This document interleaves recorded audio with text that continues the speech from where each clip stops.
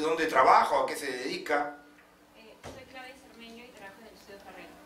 Ajá.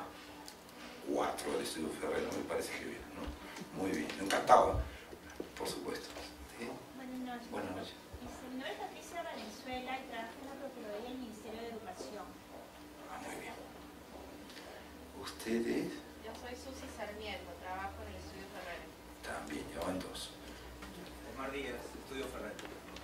3, Teresa Payet, Estudio Ferrero. 4. Y ahí ya llegamos a... Encantado y muchas gracias por estar aquí. Continuamos. Serena Zamudio y trabajo en Motorantino Andares. Muy bien, Sarela. Fran Solier, trabajo para el Ministerio de Trabajo. Ministerio de Trabajo. Ingrid Páez Ayala, inspectora auxiliar de trabajo en el trabajo. Inspectora. Auxiliar. Y en el Ministerio de Trabajo. ¿Y usted? Irma Carlos, del Poder Judicial. El Poder Judicial, que no ha venido este año mucha gente por los temas que ha habido, ¿no? Nos ha costado difundir el curso. Usted que también le preguntó al profesor Palomé, que también le gustó. Buenas noches. Italia del Río, trabajo en el Congreso, en la Comisión de Trabajo del Congreso. Ah, con el doctor Gamarra. Sí, señor. ¿Usted? Buenas noches, Franklin Jiménez, soy alumno de la maestría de esta universidad. Sí, señor. ¿No le he dado clase o sí? No, todavía. Todavía no, ya le daré en septiembre. Lola Peralta, trabajo en el Poder Judicial. Ah, también, muy bien. A Eduardo, que si yo ya lo conozco, pero bueno, que se presente a los demás. Eduardo Mercado, trabajo en el estudio Miranda y Amado. Carmen Ortega, también del Estudio Miranda y Amado. Beatriz Tejada, del Tribunal de Defensa. Bien. Claudia Marcos, del Tribunal Nacional. Está en el tribunal. Y usted también del tribunal, ¿no? Ernesto Victoria también tribunal. Ah, muy bien. Encantado usted.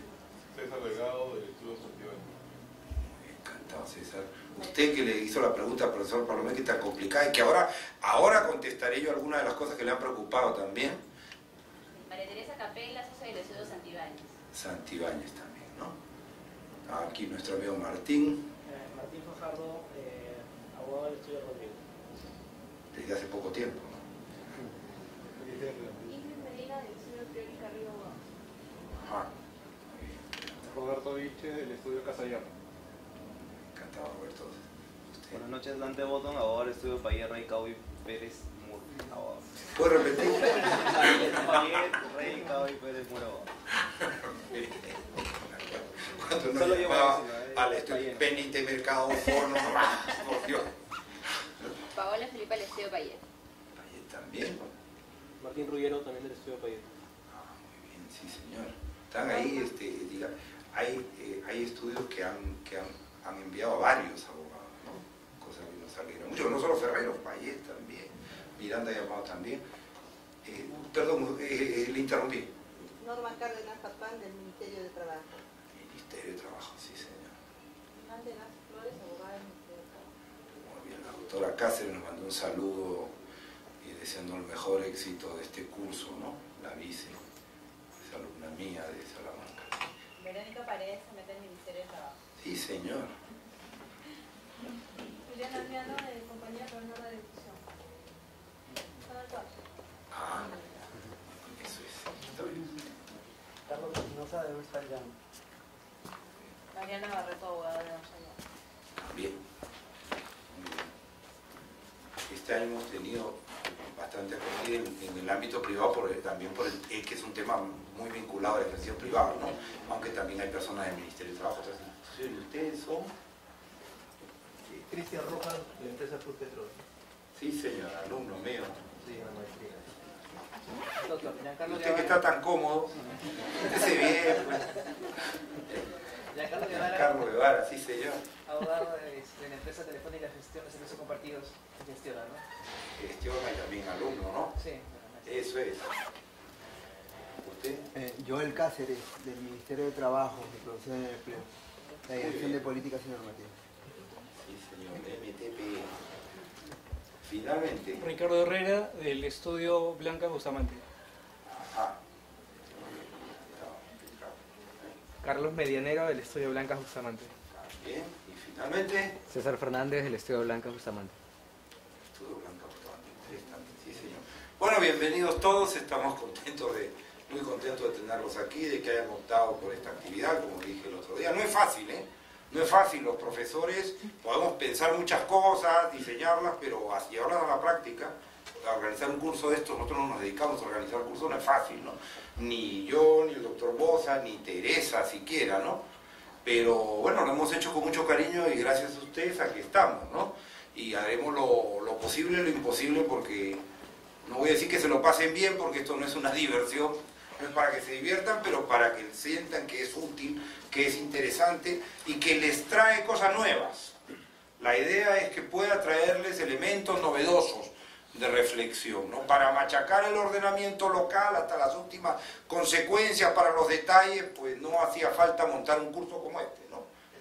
Aquí se trata de otra cosa, ¿no? Se trata de reflexionar sobre modernas tendencias, líneas de reflexión que nos abran nuevas perspectivas en la comprensión de los temas y nos sean útiles desde esa lógica y desde esa perspectiva para resolver problemas concretos, luego dentro de la práctica cotidiana que desarrollan todos ustedes en su actividad pública, privada, administrativa, judicial, asesora, litigiosa, etc. Bueno, y entonces, claro, la empresa, pero el primer tema, bueno, ¿y qué es la empresa, no? Hemos hablado ya, bueno, la primera conferencia fue esa conferencia puente del profesor Palomeque sobre la Constitución y los derechos laborales, y luego ya él mismo entró a hablar de la empresa y el nuevo protagonismo de la empresa en el derecho del trabajo el día de ayer, ¿no? Y después ya tuvieron el contexto peruano, ¿no? Económico y jurídico con dos ponentes también de lujo, ¿no? Gamero y Neves, ¿no? La tarde de ayer. Entonces, ¿ahora qué vamos a hacer? ¿Qué vamos a hacer ahora? Bueno, pues vamos a aproximarnos a las transformaciones que ha experimentado la empresa. Aunque el título no es exactamente ese, sino que el título es más preciso. Es más preciso. El título, como pueden ver, es subcontratación de actividades productivas y derechos laborales. Pero en el fondo, lo que vamos a tratar de hacer, o lo que voy a tratar de hacer en esta primera sesión, es aproximarnos a las transformaciones de la empresa, del modo de hacer empresa y a la influencia que eso tiene sobre el marco institucional y sobre los contenidos de los derechos laborales reconocidos a nivel constitucional, a nivel legal y a nivel convencional. Bueno. Bien, yo tengo, como siempre, lo que me conocen sabe, pues un discurso ordenado. Pues si esto no quiere ir, vamos a empezar de nuevo.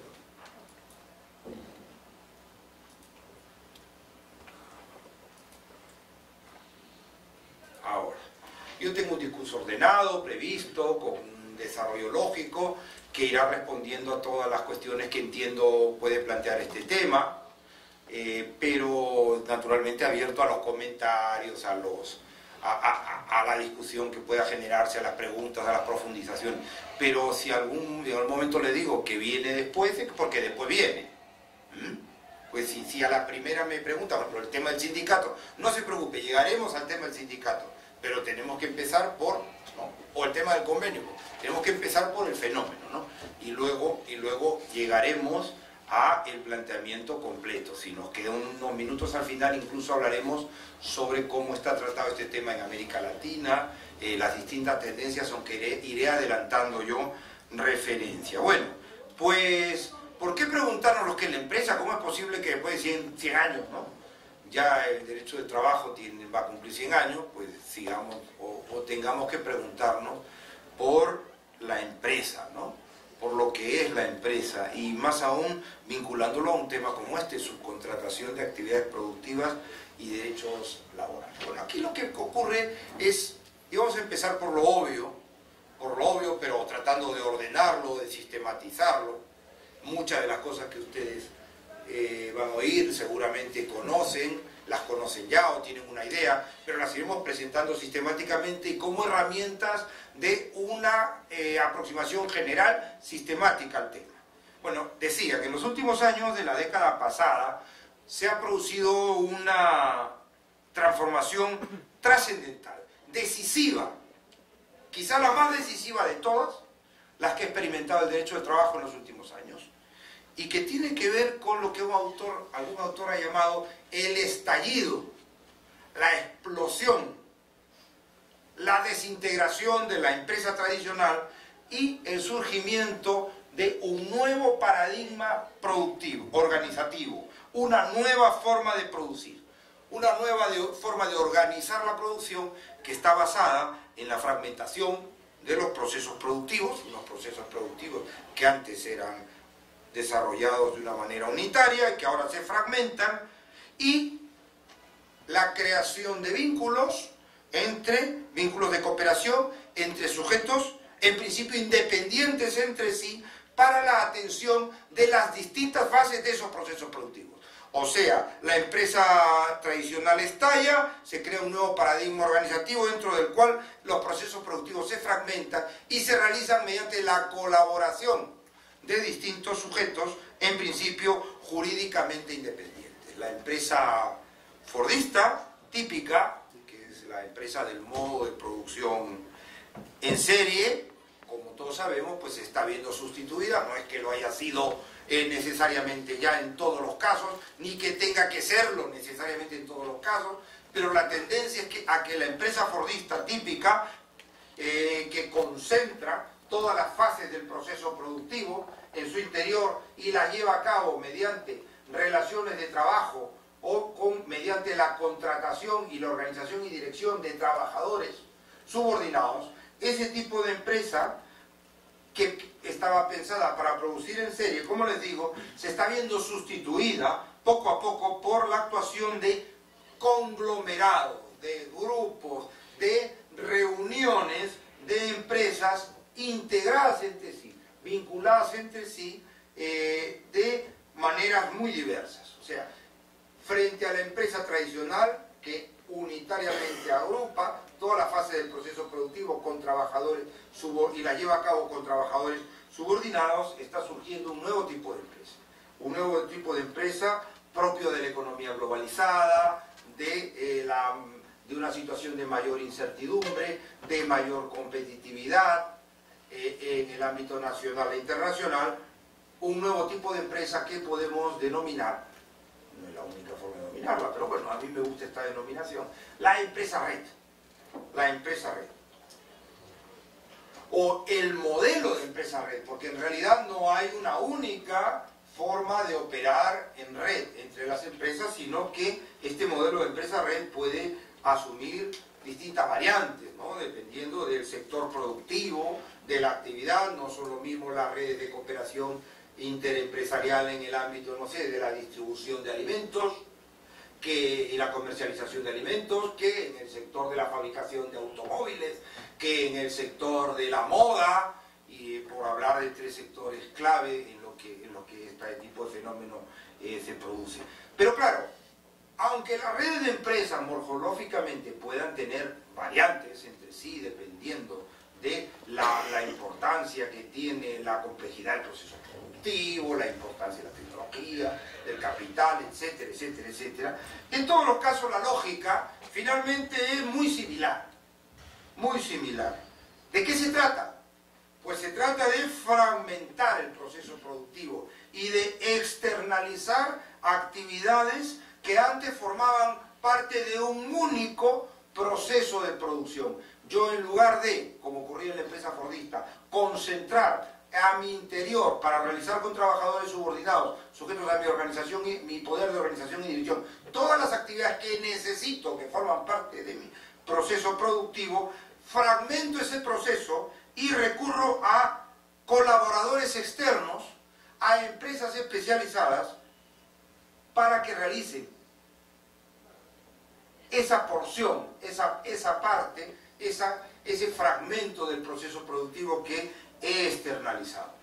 Recurro a colaboradores externos para que realicen una parte del proceso productivo, pero claro, manteniendo el control, manteniendo la coordinación y el control global del proceso de producción por parte de la empresa que asume o que recurre a estas técnicas.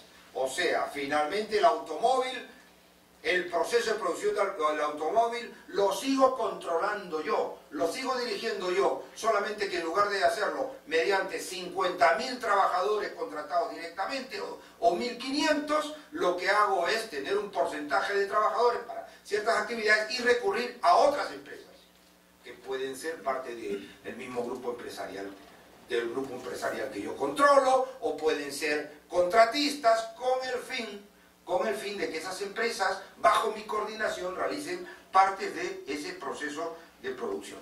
Por eso es que hablamos aquí de descentralización productiva, por lo menos en España. Y en Sudamérica se habla de tercerización. A mí me gusta menos. Me parece un palabra, como dirían en España, feo. Es una palabra fea. No una mala palabra, una palabra fea, más bonito y más elegante. Es hablar de descentralización productiva, incluso a la española. Pero, en todo caso, es una cuestión de gustos. Porque, ¿cuál es la idea cuando uno habla de tercerización y no solo de subcontratación? O cuando habla de centralización productiva y no de subcontratación. Pues lo que está dando a entender es que la prestación del contratista no es simplemente una prestación aislada, a la cual se recurre ocasionalmente, sino que la prestación del contratista es un componente estructural de la actividad de la empresa principal. De manera que la prestación de la empresa contratista, de la empresa colaboradora, está estratégicamente vinculada a la actividad productiva de la empresa principal. No es que yo he contratado una vez a una empresa para que me preste un servicio determinado, ejecute una obra determinada. Es que mi proceso productivo está integrado por la prestación de esta empresa a la cual yo he subcontratado. Esa es la diferencia entre, digamos, subcontratar y tercerizar en términos conceptuales, ¿no? O podría entenderse que lo es. O descentralizar, o recurrir a la descentralización productiva. No hay una contribución ocasional, no hay una contribución aislada, como ocurría en el pasado, sino una prestación que se integra estratégicamente, sistemáticamente en el proceso productivo global de otra empresa. Hay varias actividades productivas que están como engranajes coordinadas y dirigidas por una empresa que es la titular global del proceso de producción. Con lo cual, aunque la empresa formalmente se ha fragmentado, no ha desaparecido como gran empresa. La gran empresa no ha desaparecido, aunque se haya fragmentado. Lo que ha hecho es cambiar su fisonomía, su morfología. ¿Por qué? Porque hoy, más que constituirse, que tener corporeidad y estar compuesta por decenas, centenares o miles de trabajadores, se ha convertido en una suerte de entidad articuladora de prestaciones de otros sujetos. Eso lo ven ustedes en Inditex, el gran monstruo de la moda. 1.000 millones de prendas vendidas al año, fabricadas por 1 millón de trabajadores en 30 países por 5.000 centros distintos. ¿Qué es Inditex? Inditex es una empresa que lo único que hace directamente es diseñar los modelitos cada 15 días, organizar la logística y tener las ventas. Todo lo demás se hace fuera. Entonces, Inditex es una entidad articuladora de prestaciones que son principalmente de otros sujetos, ¿no? Es un conjunto de contratos organizados, dice otro autor. Por hablarles de un ejemplo extremo, ¿no? De una empresa que vende 1.000 millones de prendas pero no fabrica ni una. Solo las diseña y las comercializa, ¿no? Y organiza la logística. Entonces, la gran empresa no ha desaparecido, ha cambiado, es una entidad articuladora y el poder de la gran empresa tampoco ha desaparecido necesariamente. La gran empresa sigue siendo grande y sigue siendo poderosa. Incluso ese poder se incrementa porque esta fórmula, como vamos a ver, permite a la gran empresa mantener el control del proceso productivo, pero sin asumir responsabilidad respecto de los trabajadores que trabajan en esos procesos. Entonces, su nivel de responsabilidad es menor, pero su nivel de poder, sin embargo, es incluso mayor. Lo vamos a ver inmediatamente. Pero vamos ya a la segunda diapositiva. Bien, entonces, un nuevo modelo de empresa que va avanzando y se va imponiendo. No quiere decir que todo ahora se haga así, pero sí que esta es una tendencia que no es ocasional, sino que es una tendencia que está instalada y que dependiendo de los sectores productivos avanza más o menos, pero está. Bien, dicho esto, ¿cuál es el resultado de esta estrategia? Bueno, pues podemos hablar de que se produce una especie de disociación entre la configuración jurídica de lo que podemos llamar el polo patronal, el empleador, porque el empleador o el polo patronal o polo empleador aparece escindido en múltiples sujetos, ¿no? Múltiples sujetos, muchos sujetos. La actividad productiva la realizan muchos sujetos a la vez. El polo patronal está escindido en múltiples sujetos, pero sin embargo la articulación económica no. La articulación económica sigue siendo una sola, sigue siendo unitaria y se produce mediante el control que la empresa principal que lleva a cabo, coordina todo el proceso, ejerce sobre los demás. Entonces hay esa disociación entre configuración jurídica del empleador, que es múltiple, y configuración económica de la empresa, que sin embargo es única, ¿no?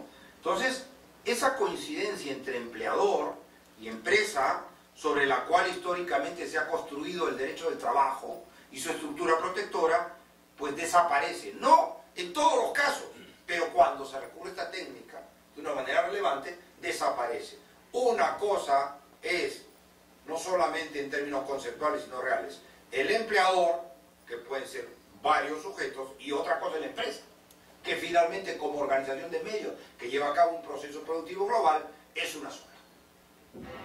Y por tanto, el empleador con mayúsculas del pasado se difumina, desaparece, se convierte en un ectoplasma, ¿no?, que se diluye en medio de unas cadenas de producción que dependiendo de la actividad pueden ser pequeñas, medianas, grandes o gigantescas. Ya le digo lo de Inditex, es alucinante, ¿no? Es alucinante, son 5.000 factorías, 1.500 proveedores en todo el mundo. El empleador se difumina en múltiples centros de imputación jurídica diferenciados. Y claro, esto supone una desorganización del patrón clásico de la figura del empleador, ¿no? Y seguramente exige pues toda una reflexión dogmática sobre la necesidad de distinguir el empleador de la empresa con más claridad de lo que se ha hecho hasta ahora. Eso para empezar, ¿no? La dogmática del contrato de trabajo tiene que adaptarse a este cambio, en fin. Todo eso es verdad, ¿no? Pero claro, esa es la única consecuencia de este cambio. La necesidad de reflexionar sobre el hecho de que ahora la empresa es una cosa y el empleador es otra, en términos no solamente formales, sino materiales. ¿O tiene otro efecto? ¿Algún efecto más? Este tipo de transformaciones en las formas de organización empresarial. ¿Es una cuestión dogmática? ¿O hay un efecto adicional? O, para utilizar la respuesta, la pregunta, convertir en pregunta el tema de la clase, ¿no? Estos cambios, este cambio de paradigma, este estallido de la empresa, ¿tiene algún efecto, este recurso sistemático a la subcontratación, a la fragmentación de los procesos productivos con carácter estable? ¿Tiene algún efecto sobre los derechos laborales? ¿Alguna consecuencia sobre los derechos laborales, sobre los trabajadores, sobre la estructura del derecho al trabajo? No la tiene ninguna. Claro, algunos ya me están diciendo que sí. Pero claro, es que la respuesta, conceptualmente al menos como punto de partida, la respuesta, si lo examinamos formalmente, debería ser negativa. O sea, en principio, ¿qué efecto tiene subcontratar sobre los derechos laborales? La respuesta debería ser ningún efecto. Ningún efecto. ¿Por qué? Bueno, porque cuando yo subcontrato, lo que hago es crear un vínculo. O sea, la técnica se basa en el establecimiento de un vínculo externo al contrato de trabajo. Se eleva un contrato de servicios, un contrato de obra, entre sujetos que no son el empleador, que no son empleador y trabajador entre sí, es una empresa y otra empresa, o sea, una sociedad y otra sociedad independientes entre sí. Y por lo tanto, el recurso, la subcontratación es una técnica de naturaleza y alcance puramente mercantil, que no debería tener ningún impacto sobre los derechos laborales. No debería tener ningún impacto, ¿por qué? ¿No? Porque al margen de las relaciones contractuales que la empresa para la que yo trabajo tenga con otros, mi empleador es mi empleador. Es decir, al margen del vínculo que tenga cada empresario con otro empresario, ese empresario es empleador de sus trabajadores. O sea, cualquier contratista de un banco, de una empresa de telefónica, de lo que sea, es empleador de sus trabajadores, y la principal de los suyos son actividades productivas independientes que funcionan coordinadamente. Y claro, a cada uno de esos trabajadores, en cada una de esas empresas independientes, se le aplican las normas laborales y los convenios colectivos, igual que antes, igual que antes. Y entonces, por tanto, parecería que la subcontratación es una técnica pues inocua en materia laboral, no tiene ningún efecto. Usted es empleador de A o es empleador de B, pero no importa, porque al final se le va a aplicar la legislación laboral igual, ¿no? Una técnica inocua o incluso una técnica no inicua, no inequitativa, porque no tendría por qué tener ningún efecto perjudicial sobre los derechos laborales. Bueno, ya ven que naturalmente quien esto les habla no está seguro de que que esto sea realmente así, ¿no? Y de hecho yo creo que no es así. Y todos los que aquí nos dedicamos al derecho del trabajo sabemos que no es así, ¿no? Que la externalización de actividades productivas, la tercerización o descentralización, no una subcontratación en concreto, ¿no? No un negocio en concreto, sino el recurso sistemático, esta técnica, la externalización de una actividad productiva que forma parte de un proceso productivo global, con carácter más o menos sistemático, como todos sabemos, pues, es capaz de desplegar efectos de mucho relieve en el terreno de las relaciones laborales. Efectos de mucho relieve que muchas veces son precisamente pues el principal incentivo. O sea, ¿yo por qué subcontrato? Estamos esperando a ti, ¿no? ¿Por qué subcontrato? Ah, pues subcontrato para conseguir un efecto laboral.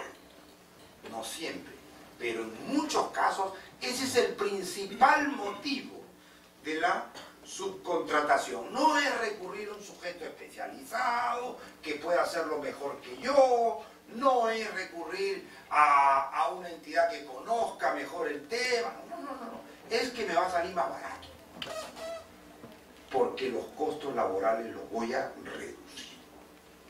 Bueno, pues claro, esa es la pregunta. Esto parecería que es obvio, pero desgranarlo, razonarlo, nos va a servir luego para pensar qué podemos hacer frente a este fenómeno y qué no podemos hacer, naturalmente.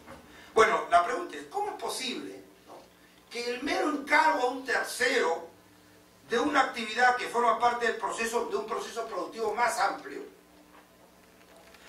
pueda tener consecuencias laborales importantes, pueda tener consecuencias relevantes a efectos laborales y de gran relieve además? Como el solo hecho de que yo, en lugar de hacer directamente esto, organizando y dirigiendo el trabajo de otros, lo encargue a otros sujetos. ¿Cómo eso puede tener efectos laborales relevantes? Y además, en términos, en muchos casos, de reducción de condiciones laborales. ¿Cómo vamos a ver?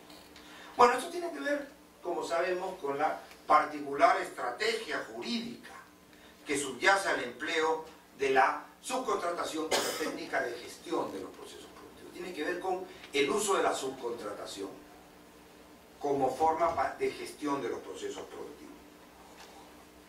Porque claro, la subcontratación utilizada sistemáticamente se basa en el empleo de la noción de persona o de la personalidad jurídica como factor de flexibilidad. O sea, yo flexibilizo la utilización de la fuerza de trabajo y además impongo ciertas condiciones laborales en el sentido de que me interesan, utilizando la noción de persona jurídica. ¿Cómo? Bueno, la idea es que la gran empresa está en la punta de la pirámide, en estos casos se dirige el proceso productivo global, puede obtener beneficios laborales de la subcontratación en la medida en que la subcontratación le permite, como vamos a ver, interponer el diafragma, la compuerta de la personalidad jurídica entre ella y los distintos grupos de trabajadores que llevan a cabo los procesos productivos de los cuales esta empresa se sirve. O sea, yo recurriendo a la subcontratación coloco una barrera entre yo y el personal que tengo y los otros grupos de trabajadores que no forman parte de mi organización, sino de otra organización, pero que sirven a mi proceso productivo global. ¿Y qué consigo con ello? Pues echar fuera, transferir al exterior los riesgos vinculados con las fluctuaciones del mercado y con la gestión del factor trabajo. Transfiere ese riesgo al exterior. ¿A quién se lo transfiero? Al contratista. Le transfiero el riesgo de la gestión del trabajo, las fluctuaciones del mercado, al contratista. Con la consiguiente posibilidad y tendencia a que el contratista a su vez lo transfiera a los trabajadores que trabajen para él. De manera que se produce una especie de ajuste sucesivo, ¿no? La empresa principal ajusta al contratista y el contratista, para poder ofrecer el servicio en condiciones ventajosas, no le queda más remedio a su vez que ajustar al personal. Se produce este proceso en cascada, favorecido por el uso de la subcontratación como técnica que va poniendo compuertas entre el titular global del proceso productivo y los grupos de trabajadores que lo atienden. Porque esto no va en un solo escalón, puede ir en un primero, segundo, tercero, etcétera, ¿no? De subcontrataciones. Y el resultado finalmente es, como les digo, una reducción potencial en cascada de condiciones laborales, que se produce, salvo en aquellos casos que la empresa, por su elevado nivel de especialización, la contratista, por su elevado nivel de especialización o de manejo de tecnología, pues esté en una cierta condición de monopolio en el mercado, ¿no? Entonces es al contrario. Entonces la subcontratación es un elemento beneficioso para el contratista, es el contratista el que le pone condiciones a la principal. Y claro, los trabajadores del contratista pueden tener unas condiciones mejores, pero si están en esa posición de monopolio, cosa que no es lo normal. Lo normal es que se produzca la situación a la inversa. Bueno, en todo caso, la diferenciación de personificaciones, seguimos razonando con carácter general, debería ser un límite a esta posibilidad. No debería ser tan fácil degradar los derechos laborales y llevar a cabo este ajuste, porque subcontratar plantea ciertos problemas.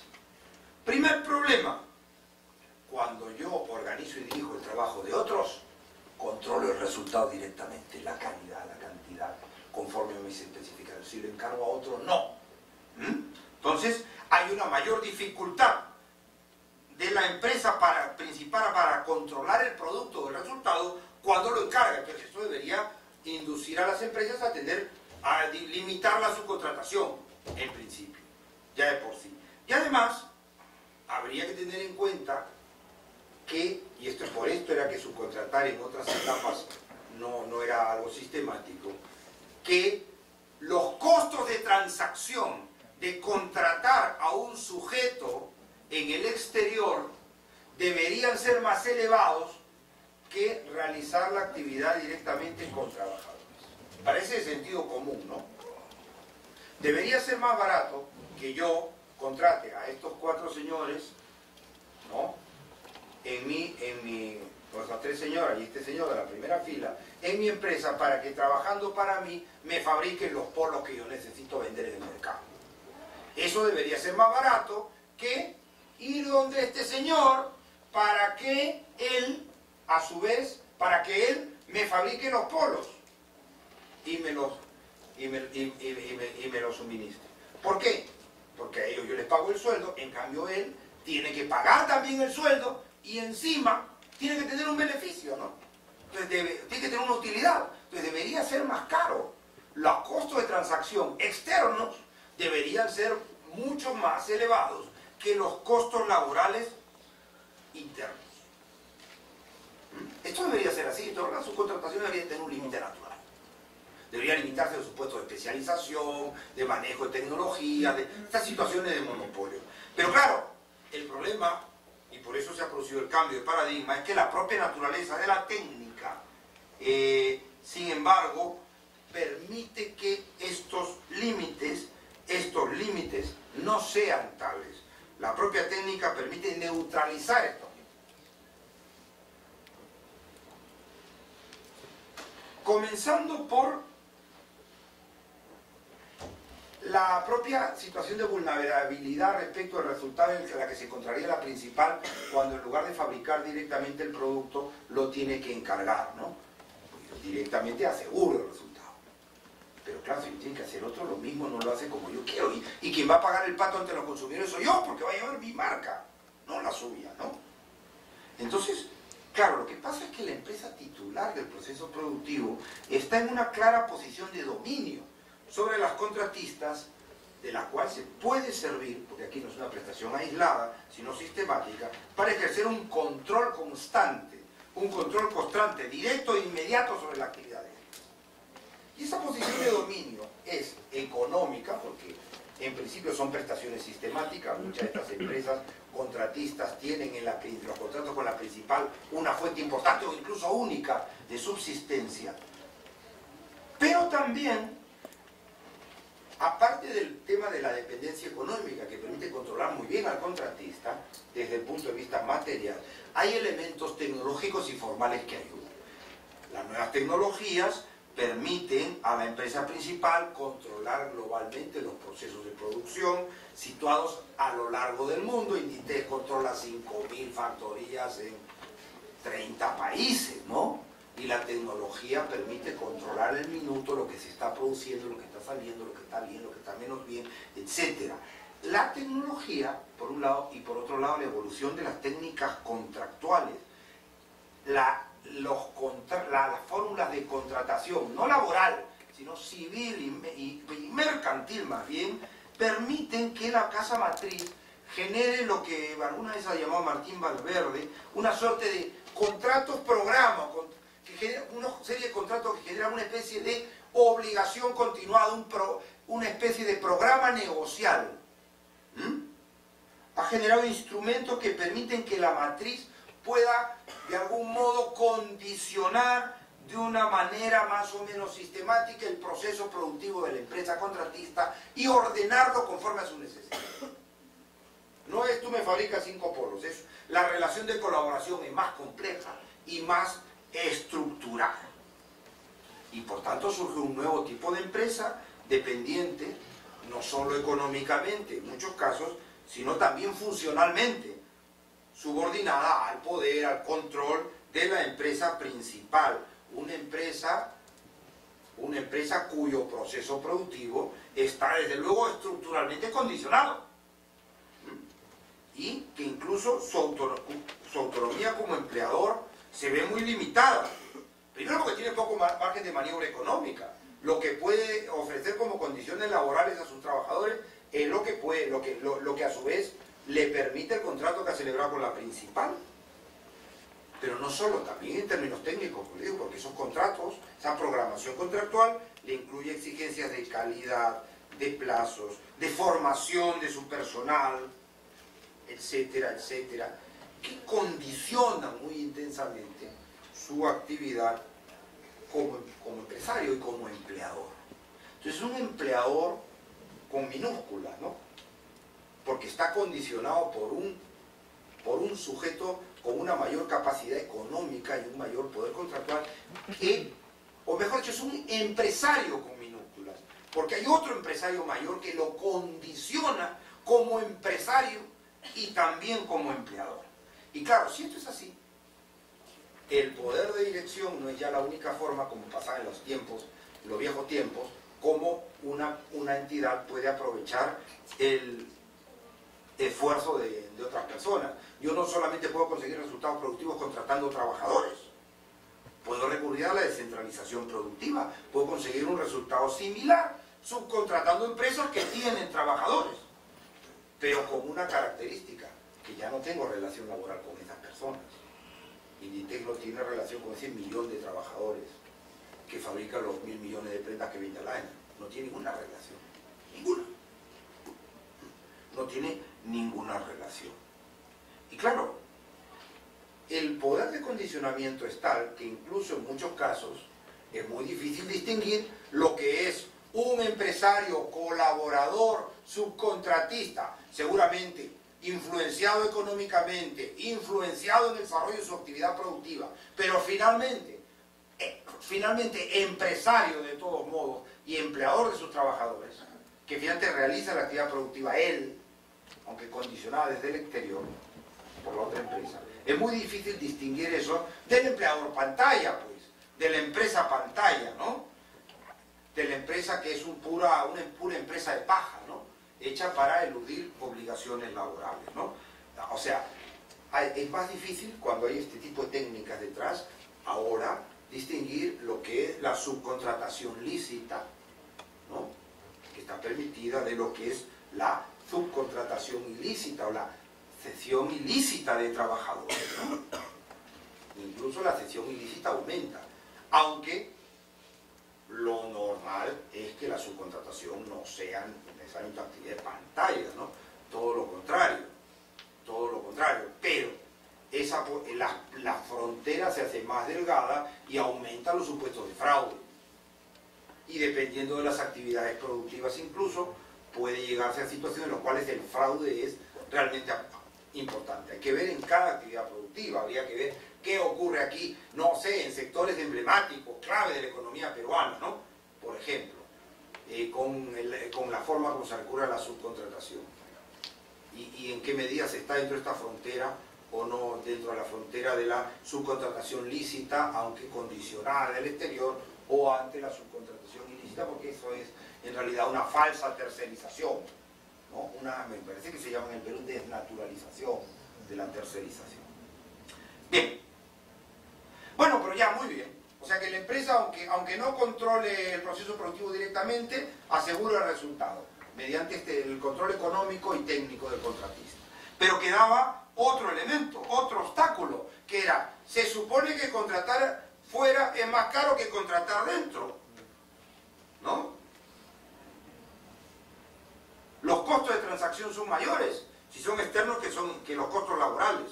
Pero claro, esto, como sabemos, saben ustedes, ¿no? También como yo, se puede eludir fácilmente y mediante la subcontratación, mediante el recurso de esta técnica, que permite lo que podemos llamar políticas de diferenciación de derechos laborales entre los trabajadores ubicados en uno u otro de los espacios de la cadena de producción, con una tendencia regresiva a los tratamientos normativos, ¿no? En perjuicio de los trabajadores que se ocupan de las actividades externalizadas. O sea, la técnica permite que se degraden condiciones laborales a lo largo de la cadena de producción.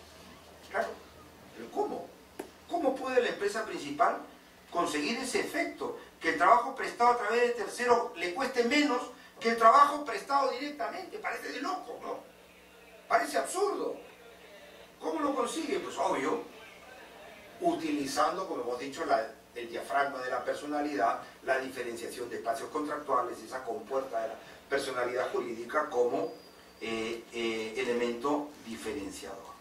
¿Por qué? Pues porque a través de la subcontratación, pues la empresa principal, titular de la actividad productiva global, elude la existencia de una relación jurídica directa entre ella y los trabajadores que atienden alguna de las fases de su proceso productivo.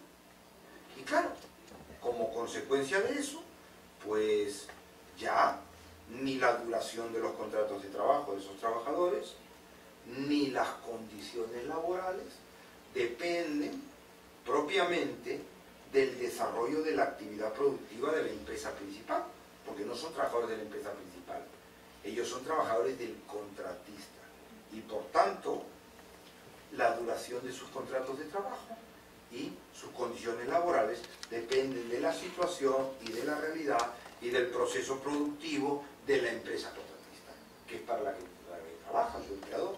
Una empresa que ha sido creada precisamente para ofrecer el servicio en condiciones más ventajosas a la empresa principal. ¿Qué supone esto? Bueno, pues varias cosas, ¿no?, que ustedes ya saben. En primer lugar, a nivel de la duración de los contratos de trabajo, la actividad de la empresa principal es una actividad permanente. Pero claro, la actividad del contratista, por hipótesis en estos casos, es una actividad temporal, una actividad de duración determinada. Entonces, enfocado el tema desde el punto de vista de la empresa principal, el contrato que satisface esa necesidad, el contrato de trabajo, debería ser un contrato por tiempo indefinido, ¿no? Porque la necesidad es permanente. Pero claro, para el contratista esa necesidad es permanente, pues ya no está tan claro, ¿no? Porque él tiene un contrato de 1 año. O para suministrar unos determinados productos. Y por tanto, el contratista está en condiciones de alegar con dosis, por lo menos, de partida de razonabilidad importantes, que en su caso no puede celebrar contratos de trabajo por tiempo indefinido, porque para él el encargo es temporal. O incluso, si celebra contratos por tiempo indefinido, puede decir que cuando se acabó el encargo, esos contratos se tienen que extinguir, porque al fin y al cabo, ¿cómo le va a garantizar el empleo si ya ha terminado el contrato? Y entonces, la subcontratación permite que lo que para la empresa principal eran puestos de trabajo, debían ser puestos de trabajo permanentes, para el contratista puedan entenderse que son puestos de trabajo temporales. O mejor dicho, transformar un puesto de trabajo permanente en temporal. ¿Se dan cuenta? Con todo lo que supone. Con todo lo que supone, no solo de costos de extinción, sino de costos laborales directos. Un trabajador temporal es un trabajador con una menor proclividad a la sindicalización, evidentemente, es un trabajador con menor capacidad de resistencia a cualquier demanda del empleador o a cualquier exigencia, sea esta conforme a la ley o no. Los millones de horas de extra que se hacen en España, ilegales, a cuenta de la alta tasa de temporalidad que existe, la mayor parte de ellas no pagadas. O sea, trabajadores que todos los días se quedan 2, 3 y 4 horas. ¿Por qué? Porque son temporales. ¿Y cuál es la máxima aspiración de un trabajador temporal? La prórroga del contrato. La prórroga del contrato. Entonces, ya esto supone una importante diferencia de costo, ¿no? Yo en algún trabajo tengo incluso una cuantificación sobre, en el Perú, hace años, cuánto cuesta la diferencia de costos, ¿no? Está en el estudio preliminar de la segunda edición del contrato de locación de servicios. Ahí no sé si era un 50% menos o no recuerdo, pero era una diferencia importante por el solo hecho de ser temporal, ¿no? Pero no solamente eso, ¿no? La clave es más complejo todavía el asunto, o da más ventaja, ¿no? Porque como no mantienen los trabajadores ninguna relación con la empresa principal, ¿no?, los trabajadores del contratista, digo, tampoco tienen por qué beneficiarse de las condiciones de trabajo previstas para los trabajadores de la empresa principal, ¿no?, que es una empresa importante y que normalmente ofrece unas condiciones laborales relevantes. Bien porque las ofrece de por sí o porque cuenta con un convenio colectivo propio, o incluso porque tiene un convenio colectivo, se le aplica un convenio colectivo de su actividad. Eso no pasa en el Perú, pero en otros países sí. Y el contratista, por su especialización, en muchos casos, sus trabajadores ya no forman parte del mismo sector. O sea, lo que ocurre es que los trabajadores del contratista ya no son trabajadores de la empresa principal, por tanto sus condiciones no dependen de la empresa principal, sino que dependen solo de la empresa contratista, y por tanto no se le aplican ni el convenio colectivo del sector de la empresa principal normalmente, o el convenio colectivo de la propia empresa principal, ni las condiciones más beneficiosas que puedan establecerse a nivel colectivo para los trabajadores de la empresa principal. ¿Qué les aplica? Pues lo que les conceda la empresa contratista, que pueden ser condiciones establecidas directamente o a través de un pequeño convenio solo para esa actividad o ese sector, que es una actividad subsidiaria, etcétera, etcétera. Y esto, claro, abre la posibilidad de una intensa degradación de las condiciones laborales del personal de contrato, ¿no? Permite que el puesto de trabajo para cubrir una actividad que en mi caso costaría 100, yo pueda luego, subcontratando, conseguir que se me preste un servicio que cubra esa necesidad a un costo bastante mayor. Porque el otro no le tiene que pagar 100 al trabajador, le puede pagar 50 o 60. Bueno, está obligado por convenio, el único límite es el salario mínimo, o al convenio de la actividad de la que se trate, etcétera, ¿no? Y la idea es que esto permite al subcontratista rebajar condiciones para ofrecerle a la principal el servicio de una manera que le resulte más ventajoso que contratar directamente. Entonces, subcontratando puedo reducir costos laborales de una manera muy significativa. O sea, puedo finalmente conseguir que la relación tradicional entre costos de transacción externos y costos laborales internos, contra toda lógica, se invierta y sea más barato contratar una empresa con trabajadores para que me preste un servicio que contratar directamente a los trabajadores para yo satisfacer mi necesidad. Claro, ya, todos sabemos, ¿no? Siempre cabe recurrir esto a la acción sindical, ¿no? Frente a esto, ¿no? Y decir, bueno, pero los trabajadores contratan, pueden organizarse, luchar, defender por sus derechos. Esto es lo que ha pasado, ¿no? Si los trabajadores de la empresa principal tienen esas condiciones porque han luchado, ¿no? Y también según la empresa tiene una condición de monopolio que les permite ofrecer condiciones mejores, ¿no? Pero claro, la técnica también permite que los derechos colectivos pues disminuyan su eficacia, ¿no? No permite que los derechos colectivos que están pensados precisamente para revertir esa situación pues puedan contribuir, ¿no? Claro, ¿qué es lo primero que debilita la subcontratación? La fuerza del sindicato de la empresa principal. Eso sí, claro, cada vez hay menos gente en la empresa principal. Por lo tanto, su sindicato es más fuerte. Menos fuerte, perdón. Eso para empezar. O sea que a la larga terminan perdiendo los trabajadores de la empresa principal porque son menos. Pero bueno, eso es un efecto a más largo plazo. En el plazo inmediato, ¿qué pasa? Que las empresas contratistas, bueno, para empezar, los trabajadores están fragmentados en muchos colectivos y es mucho más difícil sindicalizarse porque son mucho menos trabajadores y de una condición bastante más precaria. Entonces, sindicalizarse es casi misión imposible o muy difícil, ¿no? Pero incluso, si consiguen sindicalizarse y plantean la negociación de convenio colectivo, ¿cuál seguramente es el problema? Incluso recurren a una huelga, están decididos a todo. ¿Cuál es el problema? La falta de autonomía de la empresa principal. O sea, la empresa principal, la empresa contratista, ¿no? Porque la empresa contratista tiene como límite lo que le dé la empresa principal, ¿no? Entonces, yo quiero que me suban un 40% porque quiero ganar lo mismo que ganan los trabajadores de la empresa principal. Ah, bonito, yo te lo doy. Pero claro, si la empresa principal a mí me sube mi contrato, porque ¿de dónde voy a sacar yo para darte? Entonces, es un empleador sin autonomía para poder negociar con él. Incluso recurriendo a una huelga normalmente. Entonces, el efecto de los derechos colectivos, en principio, tradicionalmente ejercido es muy limitado. Es muy limitado. Claro.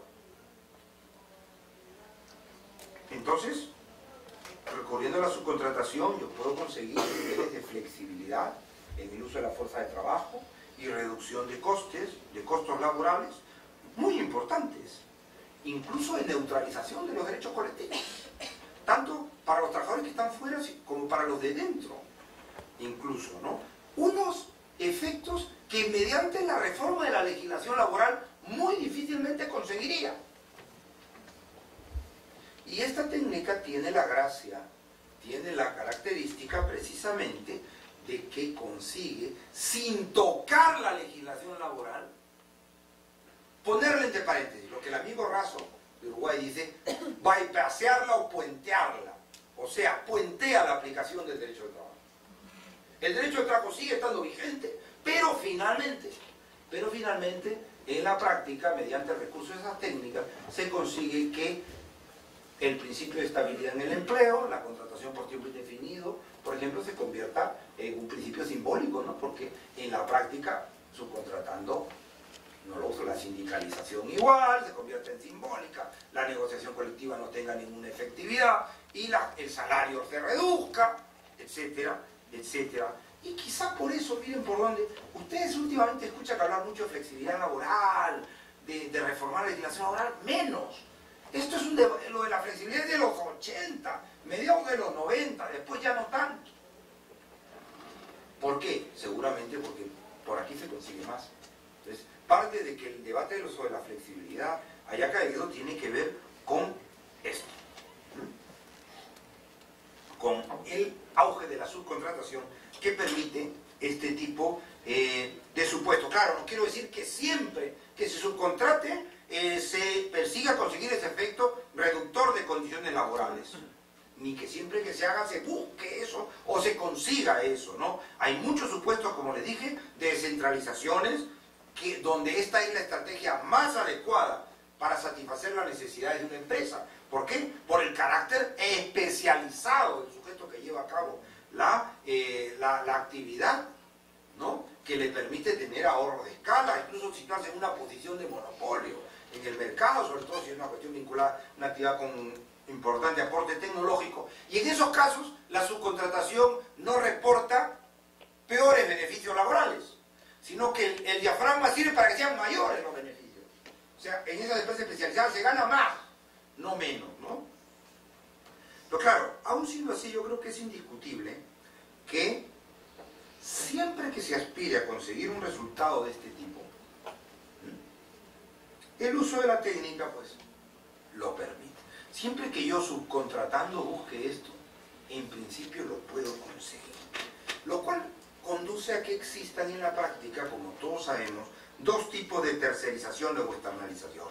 Las que yo llamaría de gama alta, las pata negra, dirían en España, que se basan en razones técnicas, organizativas y productivas, y que no tienen efectos negativos necesariamente sobre las condiciones laborales, sino que pueden tenerlo y tienen normalmente efectos positivos. Las buenas, las de gama alta, el colesterol bueno, pero luego está el colesterol malo.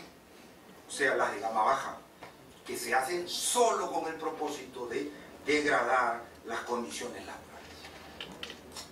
Y claro, incluso permite que las buenas se puedan teñir de algún elemento de las segundas. Pero bueno, claro, vamos ahora con las respuestas. Pues claro, si este diagnóstico no está desencaminado del todo, yo no digo que sea absolutamente preciso, eso admite 1000 matices, como ustedes comprenderán, pero si el diagnóstico no anda desencaminado, podemos ponernos de acuerdo en que un importante desafío de futuro para el derecho del trabajo es intentar algún tipo de respuesta frente a estos fenómenos. Claro, ¿qué tipo de respuesta? Una respuesta es pues la de Venezuela y la de Ecuador, que es algo así como muerto el perro, se acabó la rabia. Se prohíbe la subcontratación, se acabó, la prohibimos, ¿no? En Ecuador, salvo para el sector hidrocarbúrico, justamente cuando el Estado no se la prohíbe a sí mismo, pero se la prohíbe a los sujetos privados. Una posibilidad es prohibirla. Yo no creo que esto sea posible, ¿no? Por razones constitucionales, para empezar. Vinculado con la tutela de la libertad de empresa. Nadie está obligado a hacer la actividad empresarial de una cierta manera, porque tienen que respetar las condiciones. Y luego porque esta técnica no es una técnica necesariamente mala, ¿no? Ya hemos visto que tiene dos posibilidades, ¿no? Dos opciones. Entonces yo creo que no se trata tanto de prohibirla como de rescatar el uso de esta herramienta como un mecanismo al servicio de la mejora de la eficiencia y la mejora de los procesos productivos, que es para lo que se creó. El outsourcing sirve para eso, para mejorar la eficiencia. Y en la teoría, digamos, de los expertos en estos temas, es cómo se fundamenta esencialmente el uso de esta herramienta, como la llamaba Ben Snyder, el que sacó este libro sobre este tema, ¿no? O sea, la idea es rescatar el uso positivo de esta técnica y, más bien, cerrar el paso a otros usos, menos adecuados, menos recomendables socialmente. Claro, muy convenientes para el bolsillo de algunos, naturalmente, pero socialmente no aconsejables. O sea, a la larga, algo que está en la esencia, en el código genético del derecho del trabajo, intentar buscar un equilibrio entre la flexibilidad organizativa que proporcionan esta técnica, que no vamos a discutir y que está ahí efectivamente, y la protección de los trabajadores implicados en ellas. Esa es la esencia del derecho del trabajo. También aplicar esa lógica al tratamiento de este fenómeno. Y por tanto, favorecer las externalizaciones que tengan como objetivo mejorar la eficiencia y la productividad, y dificultar que las otras, las que no tienen un motivo razonable, pues puedan conseguir sus objetivos, que no son otros que empeorar las condiciones laborales. Claro, esto es bien bonito, ¿no? Pero ¿cómo se consigue?